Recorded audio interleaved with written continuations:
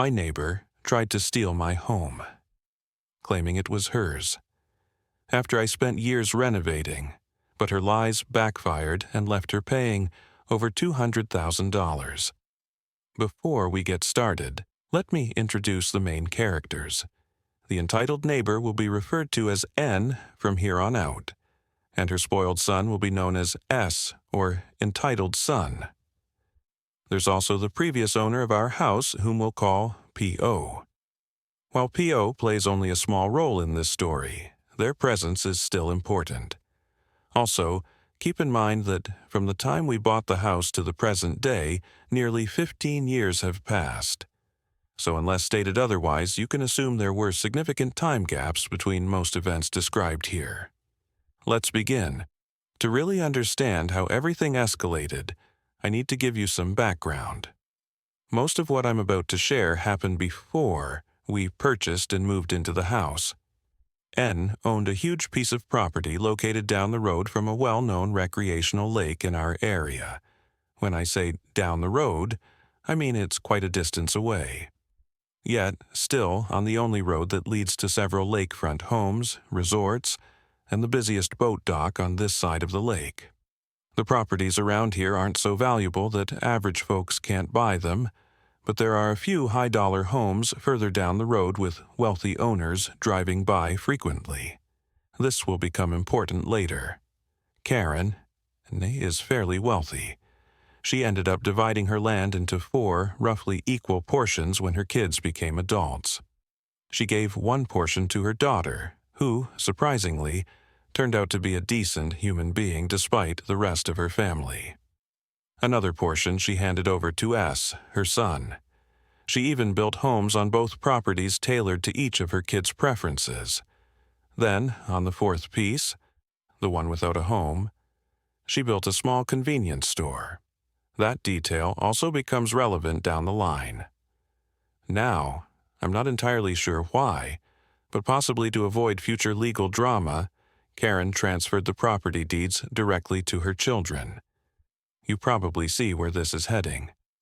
While her daughter turned out to be responsible, S, or maybe I should start calling him irresponsible son, was the neighborhood nightmare. He partied nonstop.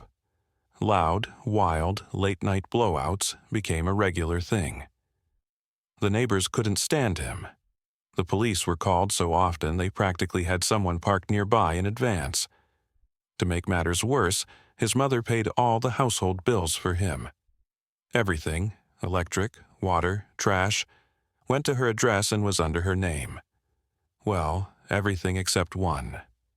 Since the property deed was in S's name, the property taxes were his responsibility. But instead of paying them or forwarding the bills to Karen, he just ignored them altogether. I'm guessing she either forgot about it or assumed he was taking care of it. Either way, it wasn't shocking when the police eventually showed up at his house, but it was surprising when he didn't return and the house went up for auction. At that point, the home was trashed. There were holes in the drywall, a massive hole in the living room floor that led down into the garage basement, and the kitchen and subfloor had to be completely replaced. Mud was smeared across nearly every wall. His constant partying and utter negligence had turned the place into what the bank officially deemed unlivable. Because of that status, the only buyers were people who could pay cash up front. That's when P.O. entered the picture. He wasn't one of those flashy house flippers you see on TV. He was more of a hobbyist, a retired guy who flipped homes to stay busy. P.O. would buy houses like this one dirt cheap at auction, fix them up himself, and then resell them. While working on one house, he lived off the profit from the previous flip. By the time he finished a renovation and bought a new project, that leftover money would usually be gone. Whatever remained went into a small emergency fund he didn't think was particularly important. At the same time, we were searching for a new home. We couldn't afford anything pricey, but when we spotted this listing online, it seemed like a dream come true. Right size, perfect neighborhood, and best of all, it was just down the road from the lake where we loved to fish and take the boat out. It was basically perfect, or at least it looked that way at first. We were nervous about the asking price, especially since it wasn't even officially listed yet, but we figured it couldn't hurt to drive by and check it out anyway. We drove by and saw P.O. working on the house. We stopped to say hello and asked about the price. He told us he was in the middle of fixing it up and that his realtor had just added it to the website database for convenience. It wasn't actually up for sale yet. Still, we sat and had a nice, friendly chat with him. He seemed to appreciate the company. We told him we'd be interested in buying the house at a fair price, considering both its current condition and the work he'd already put into it. He was about halfway done with the renovations. We explained how much we loved the place and how we saw it as our forever home. But he politely declined, saying he already had multiple offers and didn't feel right selling it until the work was complete. He told us we could buy it at full price once it was finished. We thanked him, left our number, and asked him to call if he ever changed his mind. He promised he would. Break less than 2 weeks later, we got a surprise call from him. His sister had fallen seriously ill in another state, and he wanted to go be with her. He said he wouldn't have the time or energy to finish the house. He admitted the house wasn't up to code yet, but if we could find a way to buy it, he'd be happy to sell it to us at a fair price. We were thrilled and immediately started looking for banks. A realtor friend of ours connected us with a lender who agreed to finance the house, but with a condition. We had just 2 weeks to bring it up to code. If we failed, the loan would default, and the bank could repossess and auction the home. When we told P.O., he offered to help however he could. He didn't have time to work on it himself, but he walked us through exactly what needed to be done to meet the minimum code requirements, how much time, effort, and money it would take. Then he went a step further. We took out a loan for twice the price he was asking, and he gave us the extra half back to fund the necessary repairs. Thanks to the work P.O. had already completed, the house was nearly up to code. We probably could have done the rest ourselves, but to be safe, we called in a few friends and finished the work in half the time. Once the house met code, we were finally approved. There was still a ton of work to do, replacing floors and subflooring, rewiring, patching up holes in the walls, and tearing down the awful, decomposing wallpaper that had been glued directly to the drywall. You get the idea. We poured ourselves into the renovation.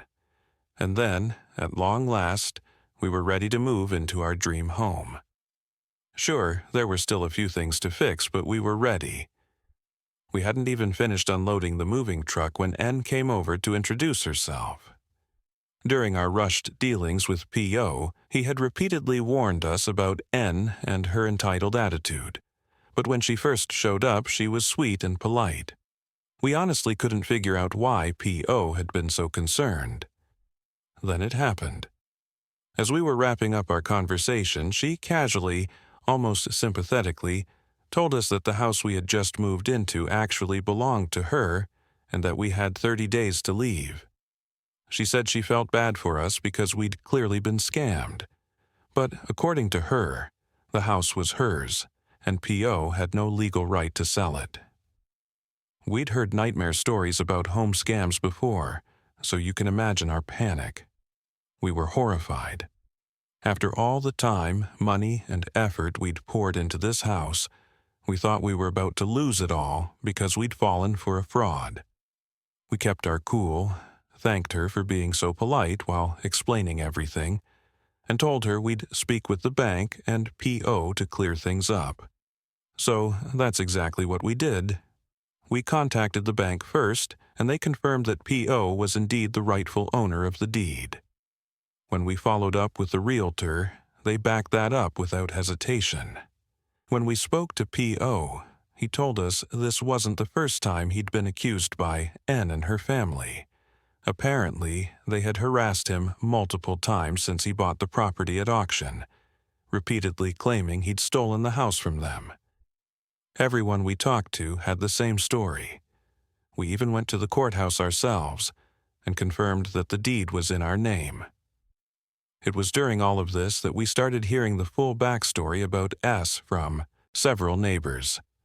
Not long after, N came by again and asked us when she could expect us to be moved out. We explained very clearly that we weren't going anywhere. We legally owned the home. We told her it wasn't our fault her son had lost the property and expressed sympathy for her situation. We said we understood it must have been painful to lose something so meaningful due to her son's irresponsibility. But we couldn't just give up a home we'd bought with our hard-earned money and worked so hard to restore.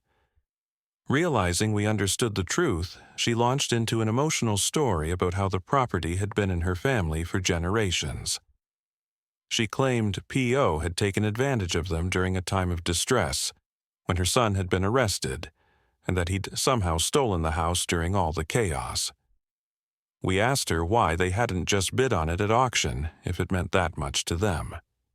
After all, we'd only paid P.O. around $50,000 for it, and that was after he'd already made some profit, despite all the work and materials he had poured into it. It had been practically a steal. N said they refused to pay for something that was rightfully theirs. She believed it had been taken from them unfairly and thought paying money to get it back would validate the theft. Once again, we told her we were sorry, but we weren't going to take a loss on a property we'd invested so much time, money, and effort into. Break. Still, we tried to be understanding. We offered to sell it to her for $100,000, well below its market value considering the location and how much we had fixed it up.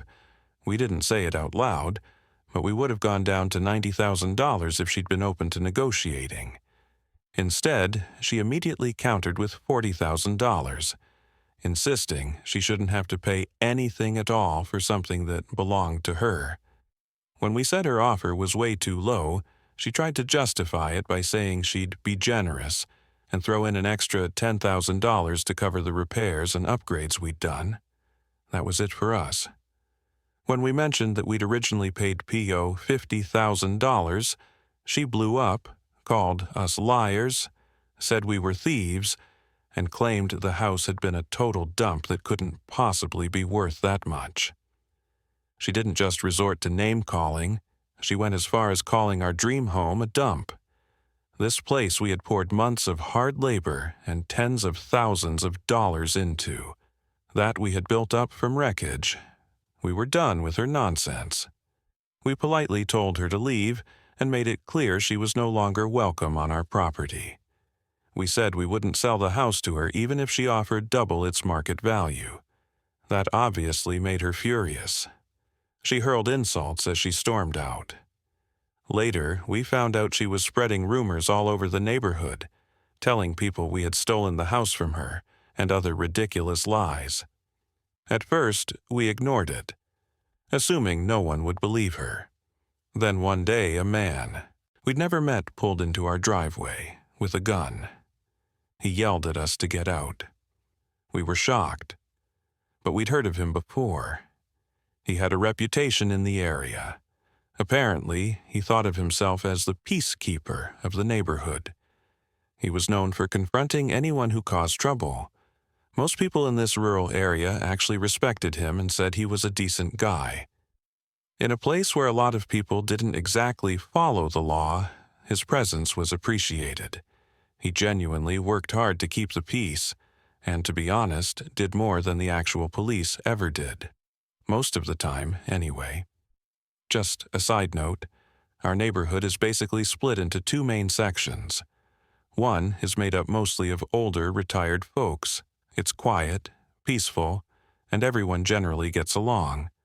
The other section is further out into the woods, more isolated, and let's just say, less law-abiding. We live right at the edge of the peaceful part, with about a mile or so of woodland and farmland separating us from the rougher side. So when we heard about this peacekeeper guy, and given the way he was described, we figured the man who showed up with the gun was probably him. we decided to test that theory.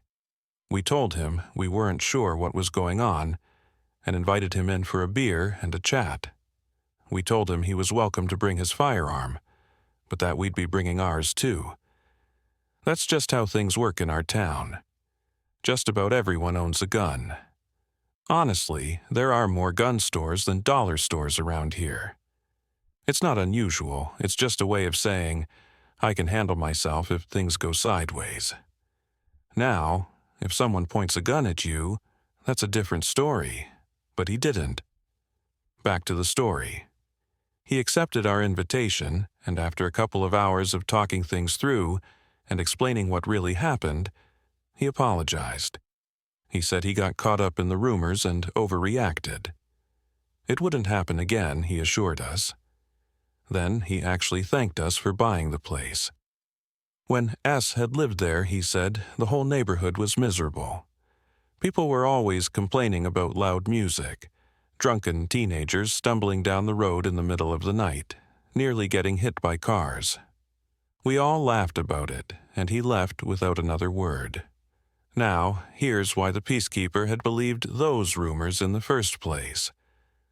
This is a bit of a side story, but it's also a major turning point, and the beginning of N's downward spiral. Some of this overlaps with what comes next, but let's dive in. Remember how I said N divided her land into 4 parts, and one of those parts was used to build a convenience store? That store became hugely popular in the neighborhood. It was in a prime location, right in the middle of everything. But let me be clear, it wasn't popular because of great prices.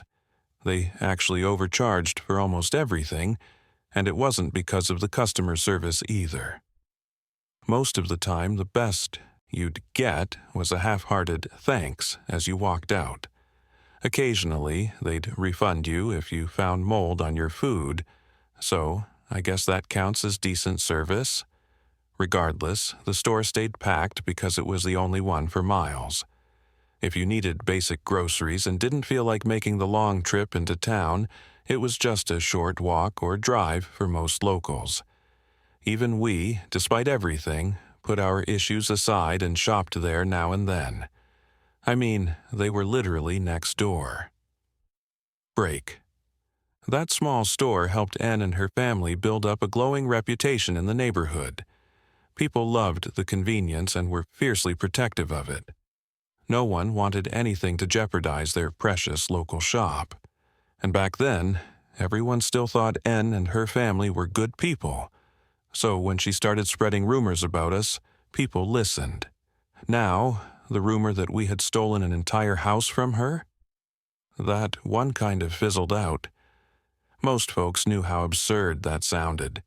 But the other, smaller rumors? Those stuck around. They were mostly petty nonsense, and we didn't care much about them. Let's be honest. Even if you believed every bad thing N said about us, there were neighbors with way worse skeletons in their closets.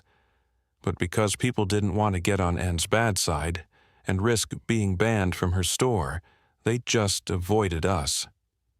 We weren't exactly outcasts, but we weren't included either. Everyone just sort of left us alone. Then, after a few years, S finally got out of prison. With nowhere else to go, N let him come back. She didn't want him living in her house again, though, so she rented him the apartment above her convenience store. She was very clear, no more wild parties. Ever. Not on her property. And surprisingly, he didn't actually have to hear from various neighbors who had noticed the overcharging and used them as evidence.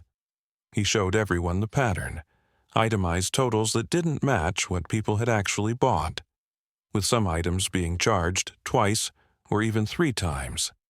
He was thorough, loud, and made sure no one could deny it anymore. But let's rewind a bit before that moment of satisfaction. S didn't have to pay rent. He was simply asked to run the store when N and the others were too busy, which honestly wasn't very often. But even after everything that had happened, after jail, after losing the house, S still hadn't learned a single thing. While running the register, he'd often double-charge customers and quietly pocket the difference. We caught this ourselves a few times. We'd go back to get a refund, and every time they'd brush it off, saying the register was malfunctioning. After noticing a clear pattern, we brought it up directly with N. We told her calmly that her son seemed to be scamming customers and likely pocketing the extra cash. Despite her entitled nature, even we thought she wouldn't stoop to something so blatantly illegal. We genuinely liked the store, it was convenient, and didn't want to see anything bad happen to it. But instead of thanking us for looking out, she brushed it off and, in the nicest way possible, told us to screw off. So we did, but we also shared what we discovered with a few of our neighbors. It had taken us years to get even a small amount of trust back in the community, thanks to N's earlier rumor campaign, but we'd finally built a few real friendships. Things like delivering Christmas treats to the neighbors each year helped build those bonds. They appreciated us telling them, even though most of them admitted they didn't fully believe it. Still, word got around fast, and then Mr. Peacekeeper showed up again. This time, he was much friendlier. By now, he knew most of the rumors about us were nonsense. We'd had several casual chats with him over the past couple of years. He'd swing by for a beer now and then, talk about local issues, and ask our opinion on small things going on in the area. He made a point to speak to almost everyone in the neighborhood at least once a year, just to make sure everything stayed peaceful. He didn't trust the police and wanted to handle things better than they did, and honestly, we all appreciated that. But he didn't like the rumors we were now spreading, especially about N and her little shop. He told us flat out that he had already spoken to them, and they claimed it was all just a misunderstanding due to a faulty register. He warned us that if we didn't stop spreading those rumors, we'd have a real problem. We considered showing him proof, but deep down, we knew it wouldn't matter. He liked N and trusted her far more than he trusted us, so we apologized and explained that we only wanted to protect the few people in the neighborhood who trusted us. He accepted that, gave us a final warning, and left. From that point on, we decided we wouldn't shop there unless we absolutely had no other choice. But everything started to change after a few more years passed. Even though Mr. Peacekeeper told everyone our claims were false and rooted in a property feud, people started paying more attention to their receipts after shopping there. Eventually, they began noticing the same shady, overcharging patterns we had. S had probably pocketed a ridiculous amount of money by then. And N, she definitely knew. But instead of putting a stop to it, she kept trying to silence people with more rumors and denial. Break. The problem with running a small country store is that it depends entirely on local regulars. In the warmer months, sure, they got vacation traffic and made a healthy profit, but that alone wasn't enough to carry them through the winter. Then came the turning point. Mr. Peacekeeper finally put two and two together, and when he did, he exploded. We could hear him from next door, just screaming at S, ripping into him face to face, and even yelling at N for enabling it. It was glorious. But he didn't stop there. That same day, he went door to door across the neighborhood, telling every single person exactly what S and N had been doing.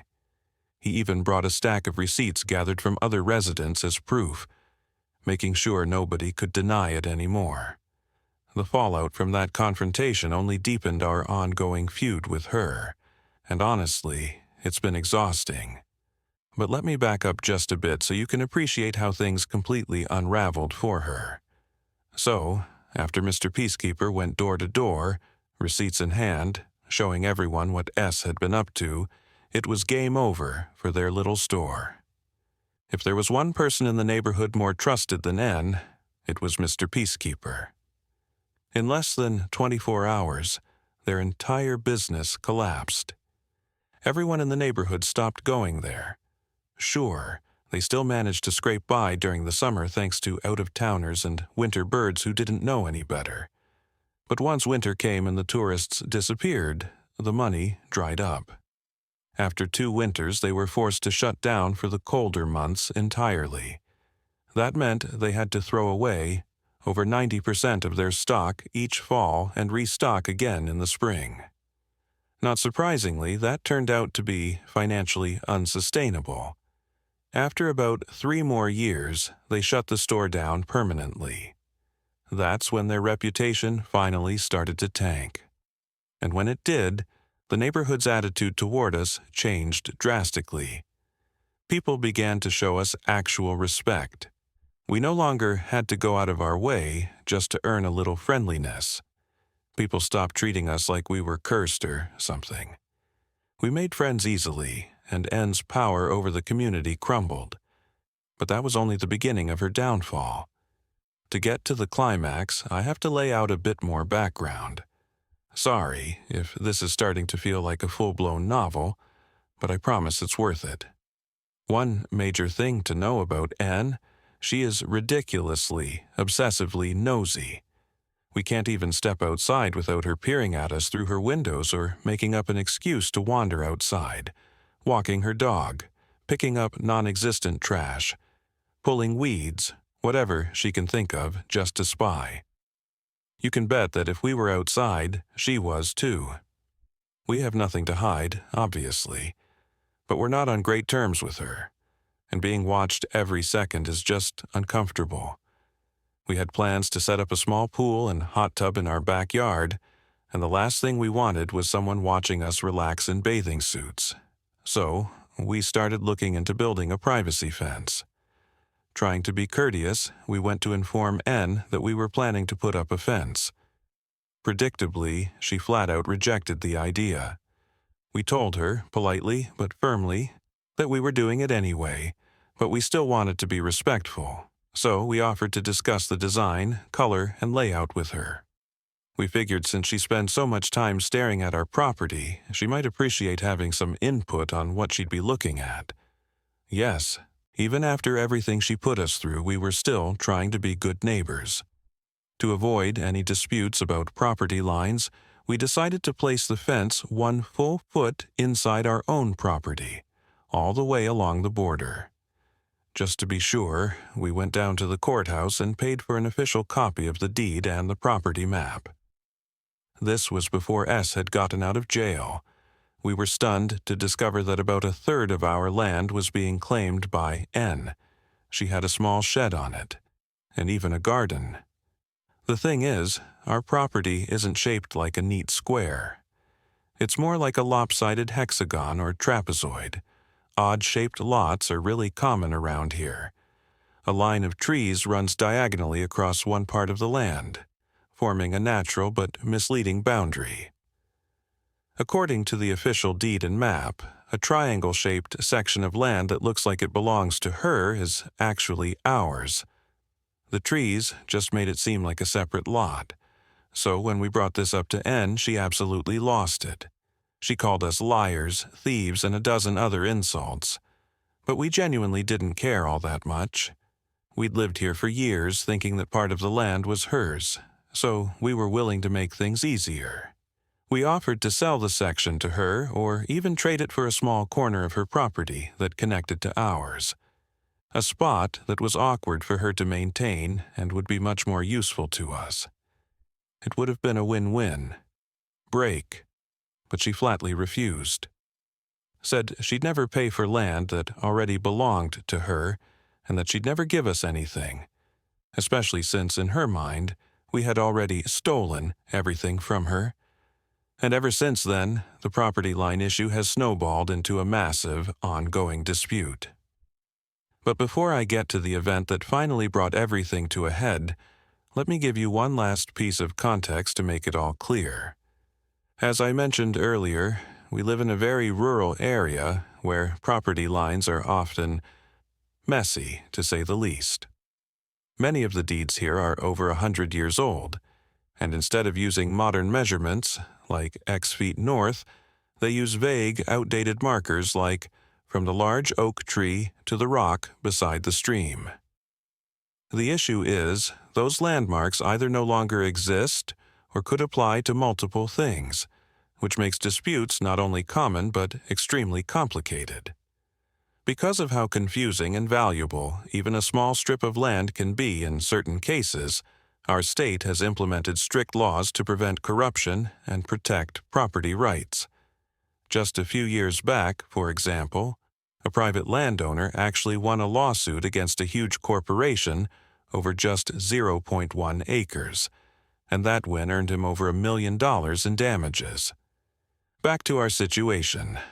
While property disputes are generally chaotic here, ours shouldn't have been.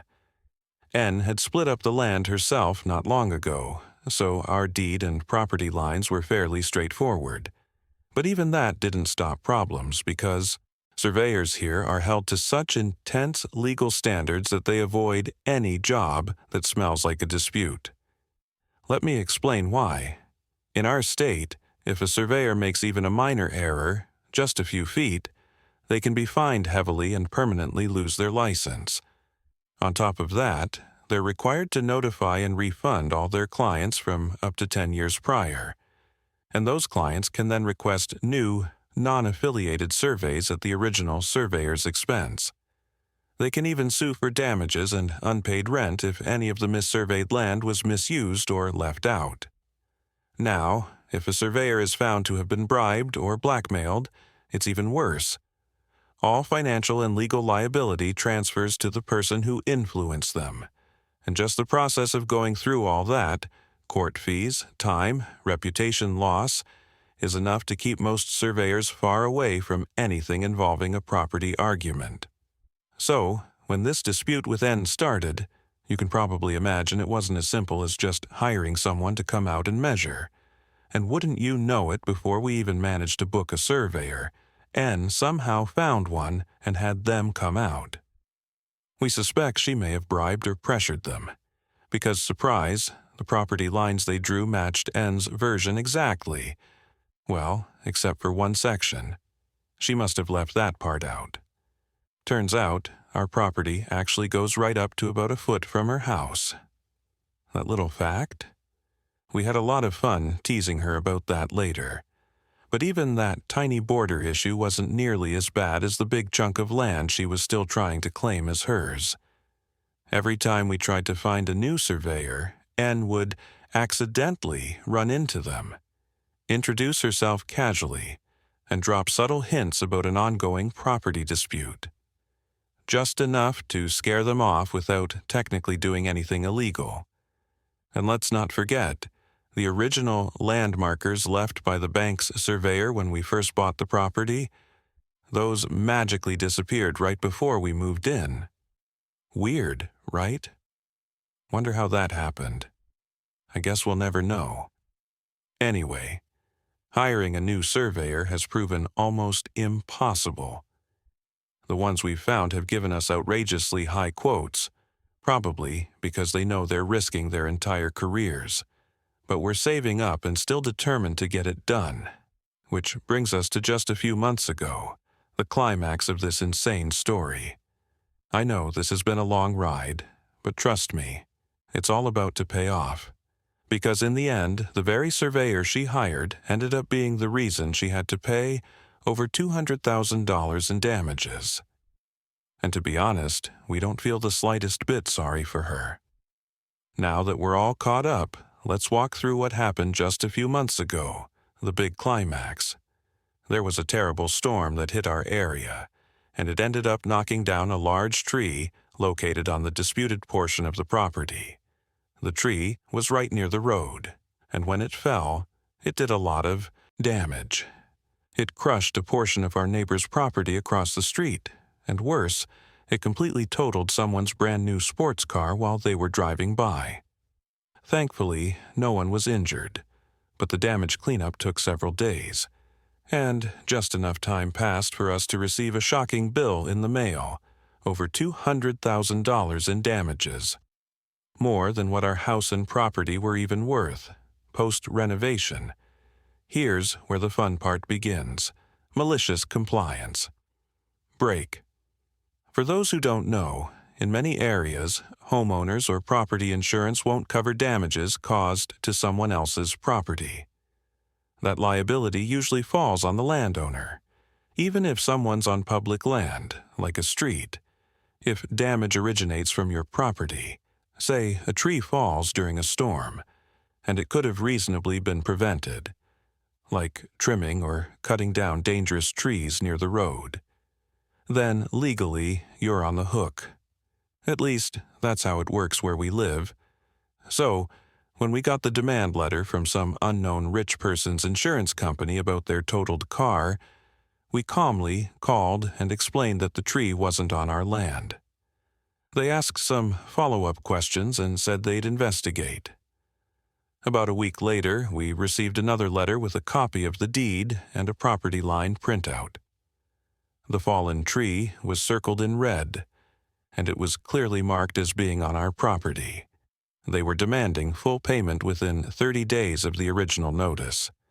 At this point, we had about 2 weeks left to respond. We called again and politely reiterated that tree was not on our land. The agent we spoke to was less than convinced. While he didn't say it rudely, he basically implied that only a fool would believe the tree wasn't ours. The map showed it clearly. He doubted any property line could be that far off. We just gave him the number of the surveyor N had hired and told him to check it out for himself. He sighed, said he'd investigate further, but reminded us that we'd better be ready to pay up if we were wrong. Well, we never heard from them again. You remember the extreme consequences for giving false survey results in our state? Even if the surveyor had been bribed, there was no way the money was worth the risk he'd be taking by contradicting his own report. He'd probably have to flee the country if things went south. So, of course, when the insurance company called, he gave them the exact same results he gave us and N. We followed up with the insurance company ourselves a bit later just to check on the situation. The agent we spoke to sounded a lot more relaxed. He couldn't share too much because of confidentiality laws, but he did confirm that N had disputed the claim, just like we had, and also stated the property wasn't hers. But the key was this. Since we weren't contesting the survey results, and the surveyor was hired by N herself, the insurance company had no reason to believe the survey was incorrect. Legally, the responsibility for the damage fell squarely on N's shoulders. That was all we needed to hear. As for the aftermath, well, it doesn't seem like N had too much trouble paying the settlement. She wasn't happy about it, that's for sure, but she didn't have to sell off any land, so we assumed she had the funds somewhere. Maybe savings, maybe a loan, who knows? Since then, we've stayed mostly quiet about the property line dispute. We're still thinking about saving up to hire a proper surveyor and finally reclaim the part of the land she's been squatting on. At this point, it's not even about the land anymore, it's about the principal. And N? Let's just say we can feel her eyes burning holes in the back of our heads every time she sees us outside. She definitely isn't happy that her own scheming blew up in her face, and every time she glares at us, we just smile and wave. We let her keep our land, for free. I mean, who complains about free land? At this point, N could try to spread more rumors, but it would just blow up in her face. We've built solid friendships with a big chunk of the neighborhood, and after everyone found out that S had been stealing from them with N's full knowledge, trust in her completely evaporated. She's stuck. Between the lies, the shady business, the failed reputation, and the financial disasters, she's basically trapped in the mess she made. And we're just sitting back, watching the fire she started consume her little by little. Honestly, we can't wait to see what happens next. Oh, and here's a little bonus story for anyone still reading. While we were still thinking about putting up that privacy fence, we decided in the meantime to install an invisible dog fence. For those unfamiliar, it's a thin electrical wire you bury around the yard. The dogs wear a collar that gives a warning beep when they get too close, and if they ignore the beep, it gives them a very mild shock. We're not fans of shock collars, so before we even considered using it, one of us put it on and walked across the line ourselves. It was barely a tingle, more surprising than painful. The idea is that you train the dogs to respond to the beep, so they never even feel the shock. We wanted to give them the freedom to run around in the yard, especially since we couldn't afford a full privacy fence at the time. We made sure to place the invisible fence well within our own property, partly because it wasn't a huge yard, and partly because we didn't want the dogs getting anywhere near N's side. Break. Well, apparently, N saw the small flags we put down to mark the wire for training and assumed that was where we planned to put our privacy fence. So, being her usual petty self, she decided to mow right over it. Big mistake. Turns out electric lawnmowers and electrified boundary wires don't mix well. Her mower got completely fried. Every single electrical component was ruined. She ended up having to buy a brand new one, all because she couldn't resist trying to mess with us. The best part? The wire was buried more than 5 feet inside our property line. Her version of it, no less. So she had absolutely no grounds to blame us. And while she obviously tried to spin some rumors around it, not even she was dumb enough to outright accuse us. It would have made her look ridiculous. She didn't even ask us to replace the mower. I think she knew exactly how that would go. Anyway, hope you all enjoyed this saga. I've got another story brewing about how my mom's brilliant malicious compliance ended up costing her company over $100 million and got her entire department permanently shut down. But it's late, and I'm headed to bed. Catch you tomorrow. Be on the lookout for that one.